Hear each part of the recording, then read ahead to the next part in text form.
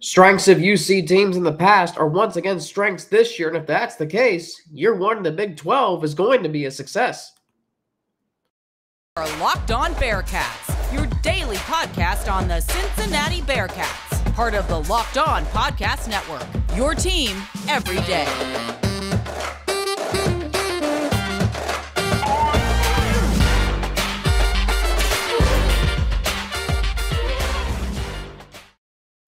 Thank you so much for making Locked On Bearcats your first listen every day. We're free and available wherever you listen to podcasts, including if you watch us on YouTube. So don't forget and hit that subscribe button and follow us to get an alert every time that we drop a new episode, up to 783 subscribers and counting on this Thursday, May 25th.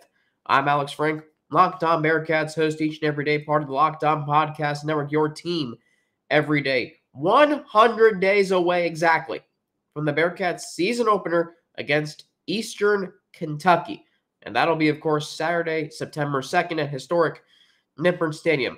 And the key thing to remember this season is that the Cincinnati Bearcats' strengths that have been strengths in the past still remain. What's been the driving force behind 14 bowl games in 17 years? Defensive line and running back. And it's interesting to think about this. When the Bearcats rebuilt themselves under Luke Fickell in 2018, what were the two biggest positions of strength that year? Their defensive line and Michael Warren, the truck, running over opposing defenses week after week. That's what got the Bearcats back on the map, and that is ultimately what led to their success the next 3 seasons, culminating in a college football playoff berth. You can say their secondary was a strength, but that was also the anchoring of the defense. What drove the defense was their ability to get after the quarterback, stop the run the football, and wear teams down physically. That is what got the Bearcats on the map, and that is what is going to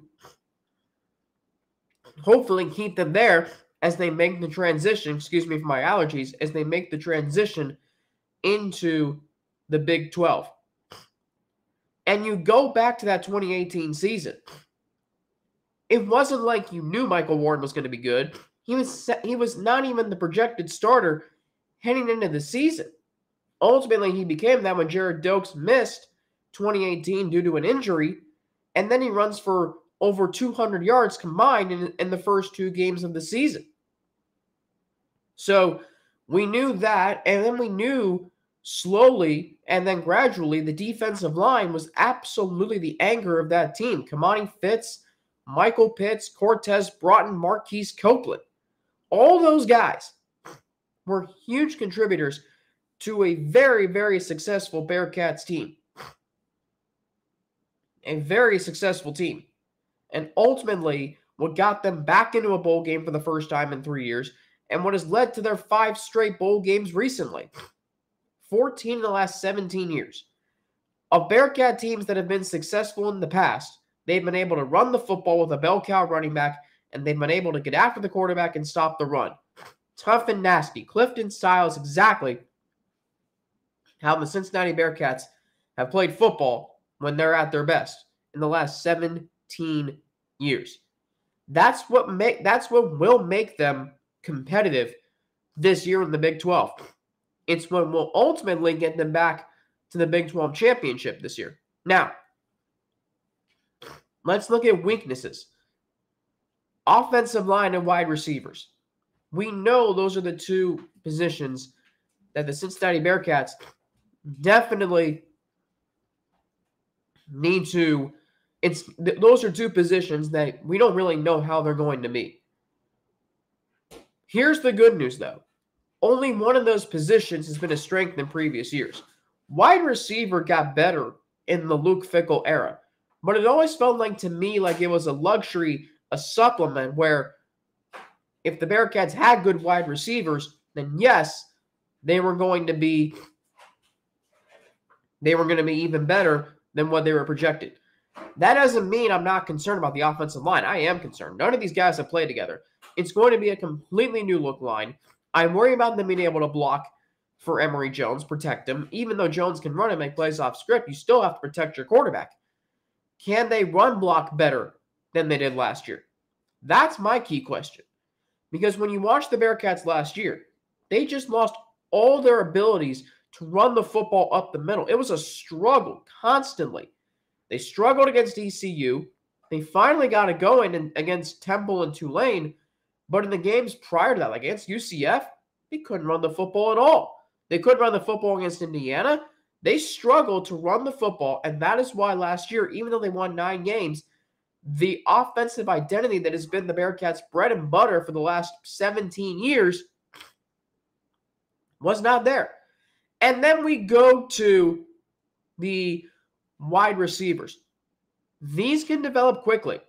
Not a huge emphasis on the opposing scouting reports of opposing teams because we don't know much about them. Neither do the opposing teams. A lot of them did perform well in the spring game, but I didn't see any egregious drop passes.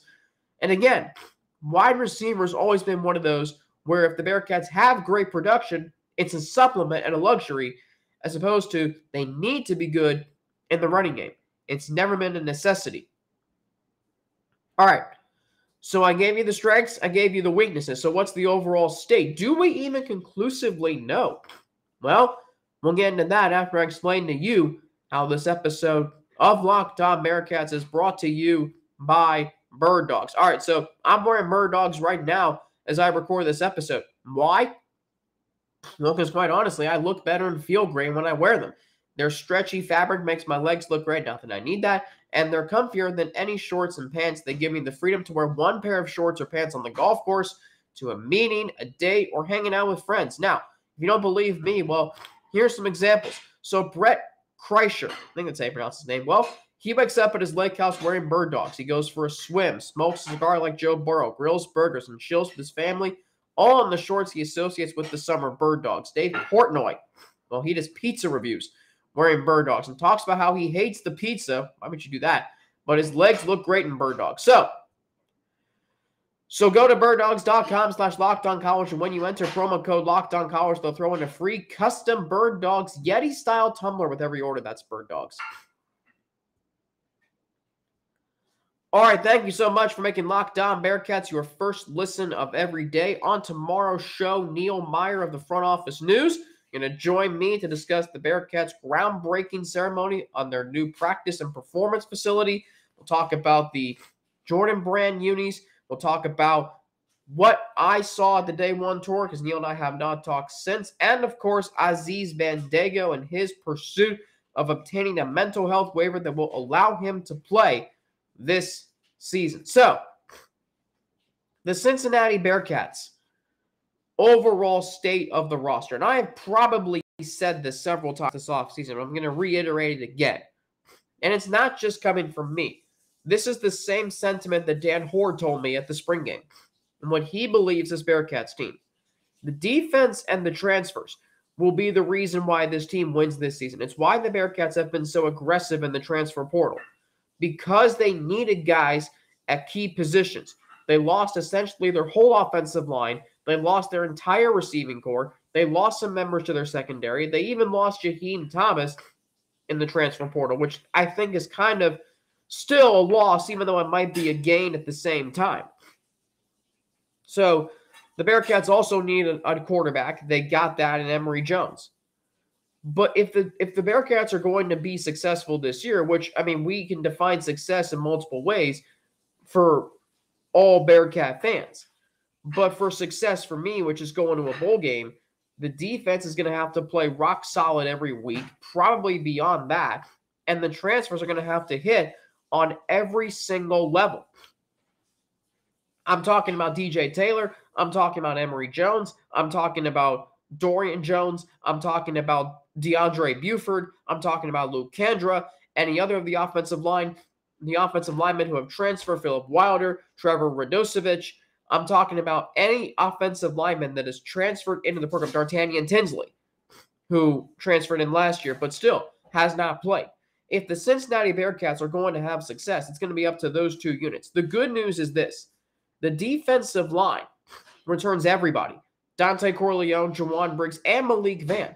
And the blessing in disguise that last year's season brought was Malik Vann was hurt, but that allowed guys like Corleone and Jawan Briggs to develop and get better. They're going to be featured more heavily and more prevalently on, if that's a word, on opposing team scouting reports. But what that is going to do is it's going to give the Cincinnati Bearcats a really, really good depth at a very key position. So we look at the Cincinnati Bearcats. Their linebackers are solid. Their secondary is a bunch of new guys. Their transfers are intriguing. They can help make an impact. That's the overall state. But the key transfers, Emory Jones, DJ Taylor, Donovan Ali, the offensive line transfers, D'Artagnan Tinsley, Trevor Radosevich, Luke Cantra, Philip Wilder. Running the ball will be this offense's bread and butter. It better be. Because I'm going to be honest with you, this offense still has no identity at wide receiver. Emory Jones is not a prolific passer. They have some good running backs on the roster. By the way, Emory Jones did throw for 464 yards one game against Samford. Samford ran up 52 points in that game. Florida ran up 70. What else did you expect? They have some good running backs on the roster, the Bearcats. They really do. Guys who I think just need the right scheme to succeed. Corey Kiner did not have a great O-line last year to run the football. Ryan Montgomery did not have a great running back to run up the middle, had to bounce outside every time he had success running the football. You're not going to have to go through that way this year. So the overall state of the roster is, I do think it's in better shape than what some of you may. Skeptical still, that's understandable. Look, this is an uncertain time. For as much as there is an and this goes, look, I've experienced this. There's also some uncertainty. That's okay. We don't know what the Bearcats are going to do, how they're going to do this year. I can tell you what I think. Right now, I'd say 7-5, 8-4 is reasonable. Anything beyond that, great. 6-6, underwhelming. I come away from that with okay, got to a bowl game. That's it. But if you want to build off of 7-5, if you want to build off of this year in 2024, 7-5, 8-4 will do that for you. Now, what is interesting to me is, and it's going to be a gauntlet in football, the schedule is, Oklahoma's going to be better. BYU's going to be good. And they're used to playing a tough schedule because they did so every year as an independent. UCF is going to be tough. They were a great team last year. So my point to you is, yes, it's going to be tough, but the roster is not in bad shape. If any of you out there think the Bearcats are going to get run over in the Big 12, they could. I'm not saying they could. I said worst case scenario is you're 3-9, and you only win one game in the Big 12. Could that happen? Yeah. Would I be shocked? Yes. Is that just the optimist in me? That's subject to your own opinion. I'm saying, given what I've seen and given what this roster has, given what this university has as far as resources for the football program, if this had been 2017, I probably would say, yeah, they're going to have a down season. And by down season then, I meant 4-8. A down season now for Cincinnati, apparently we view it as 9-3. Apparently we view 9-3 as a down season. If that's the case, we got a pretty good life as Bearcats fans. All right, coming up. So, this might be the best thing for the Cincinnati Bearcats going into the Big 12 in basketball. The fact that there's nowhere to hide. That might be a good thing for the Cincinnati Bearcats. I will explain next here on Locked On Bearcats. I find it so interesting when I look at the comments on YouTube videos that I post.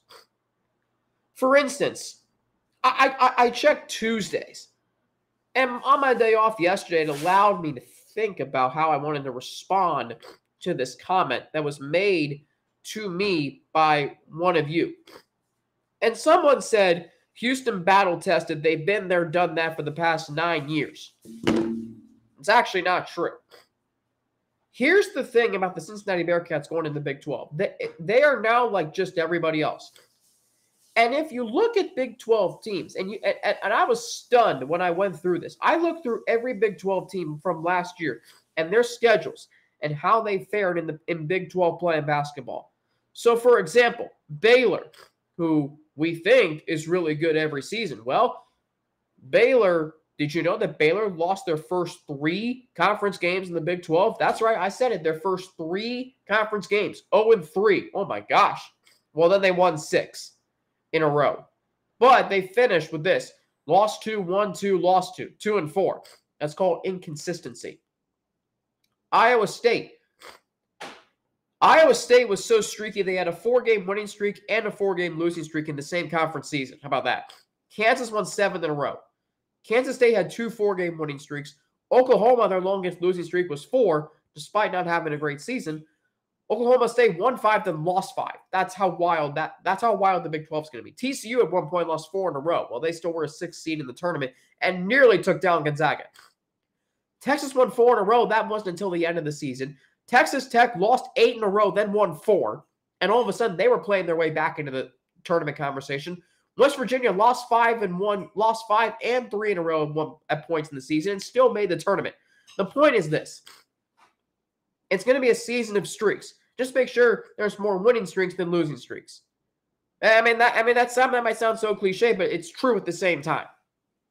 Now, going back to that point, the thing, and Russ and I brought this up on Tuesday, is that every team is on the level playing field of they're on the same playing field of the gauntlet that you're going to have to run through in the Big 12.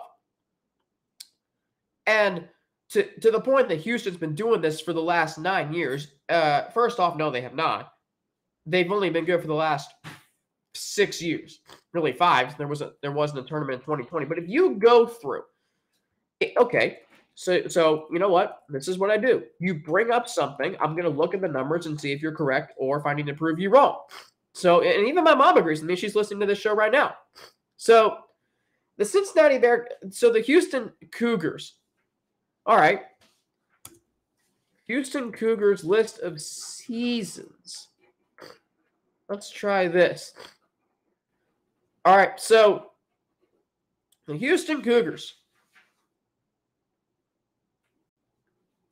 The Houston Cougars, I couldn't read that. I was just shown something. I need to see what this says. I need to see this. Thank them for commenting. All right. Thank you to whoever said this comment for commenting on this, because this gives me content, which I'm told June and July are the hardest months. I think they're April and May, but that's subject to one's own opinion. It smells really good in here, by the way. I think it's the Montgomery and pulled pork that I'm about to eat. So the Houston Cougars under Kelvin Sampson in the last 9 seasons. 13-19, 4-14. Didn't even qualify for a postseason tournament. 22-10, 12-6. First round of the NIT. 21-11, 12-6. First round of the NIT. Then they go 27-8, 14-4. 33-4, 16-2. 23-8, 13-5. 28-4, 14-3. 32-6, 15-3. 33-4, 17-1. So, my point is this. The Cougars, yes, have had a great 6-year run. Only one Final Four. Yeah, they've been in the Sweet 16 4 years in a row and should have probably been in 5 had I said thumbs up to having buns with the pulled pork tonight. Yes, they should have been in the Sweet 16 2018, but they couldn't make a free throw, and Jordan Poole made a miraculous 3 for Michigan, one of the best endings I've seen in recent NCAA tournament history.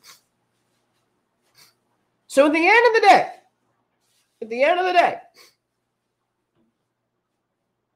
the Houston Cougars, my rebuttal is that they've peaked. They have peaked now, maybe. And by the way, the reason why they've been so good over the last few seasons is UConn's left the American, the Bearcats have been in the rebuild. The Bearcats are now on the upswing in that rebuild. UConn's out of the American. Perhaps Houston is going to face more pressure because they have a tough transition. and expectations. As for the Bearcats, they've been playing uphill for the last few seasons. Maybe that's an advantage for them and they're used to it. All right. What a great time to be a Bearcats fan. Groundbreaking ceremony on Tuesday for the new practice facility and performance center. Going to be used by all 18 teams. Desmond Ridder, throwing out the first pitch of the Braves game last weekend, was also on Good Morning Football earlier this week. Just incredible stuff happening with the University of Cincinnati. On tomorrow's show, Neil Meyer of the Front Office News joining me to discuss Aziz Vandago. We're going to discuss the groundbreaking ceremony that he was at on Tuesday. We're going to discuss the shape of the football roster as we head into the true part of the offseason. 121 days from now, the Bearcats will play their first Big 12 conference game against Oklahoma. Just 108 days away until the Bengals and Browns. 123 days until the Bengals and Rams, and 221 days until the Bengals and the Chiefs. That's going to do it for me today here on Locked On Bearcats. I'm on Twitter at Frankie_92ends, NNATI, Instagram, AlexFranklin_ email, alex3frank@gmail.com. Neil Meyer on tomorrow's show from the Front Office News. Until then, have a great rest of your Thursday. Back tomorrow here on Locked On Bearcats, part of the Locked On Podcast Network, your team every day.